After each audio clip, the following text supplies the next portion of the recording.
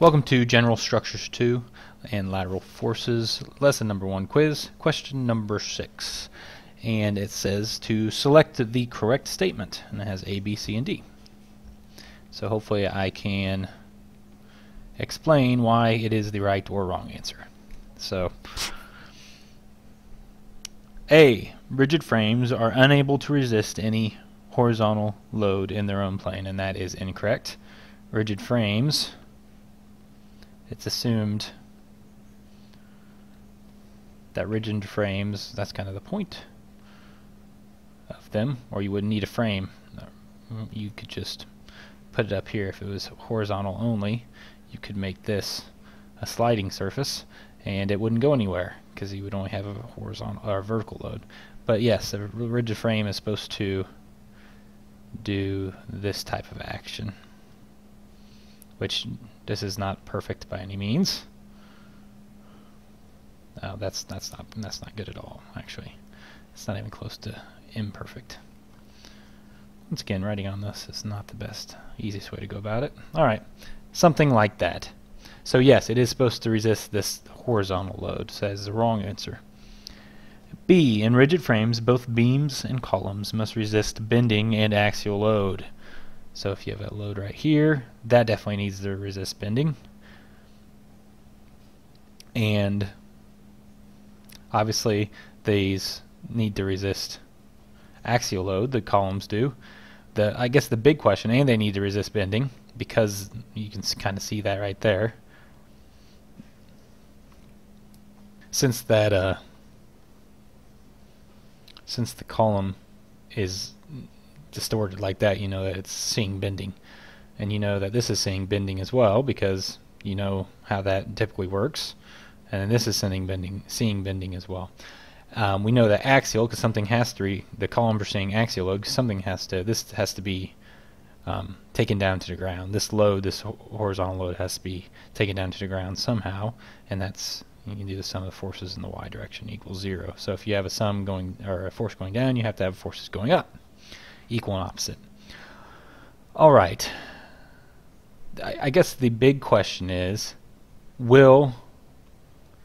it could be possible if this column was infinitely rigid, I mean it will not move, then essentially this bottom reaction would take that entire horizontal load, and this wouldn't have, this beam, or this beam right here wouldn't have to take that horizontal load.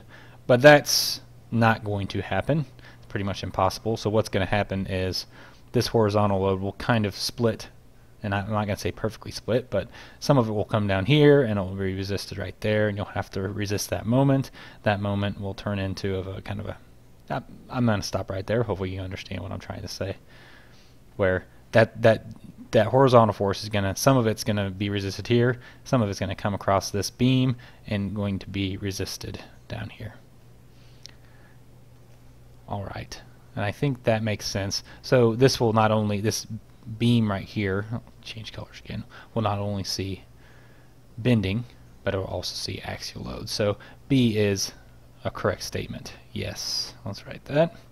Now let's go on to C and D and see what they say, and make sure there's not a better answer out there. There is always bending moment at the base of a rigid frame, and that's incorrect. It could be correct if you had a fixed connection right here, but you can have a rigid frame that is not fixed. You get a pin, and therefore that's not fixed, and therefore you're good. That's untrue. So that is untrue. And remember, I just assume that you know what a pin is. A pin will resist horizontal force, vertical force, but it will not resist a moment. Not resist a moment. Not a moment. All right, so let's go on to D. Under symmetrical vertical loading, the base of a rigid frame requires no horizontal reaction. Under symmetrical vertical loading, so let's say symmetrical vertical loading, let's say we've got a uniform load, a uniform distributed load. The base of a rigid frame requires no horizontal reaction. the base of a rigid frame requires no. I'm assuming that they're saying if you have that uniform load up here, that it won't see any horizontal reaction, and that's not true. And that may not become completely obvious to you, but let me try to explain why that's not necessarily true. And that is because this deflection, let's say you had that is your only load, correct? And let's say this, let's overstate this. This is the same length. Let's say it's a really big. It will actually do this type of situation. You could see this, where you keep your, essentially you're keeping a right angle right there, and if you do bend it down like that, what will happen to these columns? And you could see it's potential that you could see some reaction there going in the X. You could get some reaction there, some reaction there. So that is not necessarily true. So you could justify that somehow, but I'm going to say B is a very good answer, and I'm going to go with B. All right, I will see you on question number 7.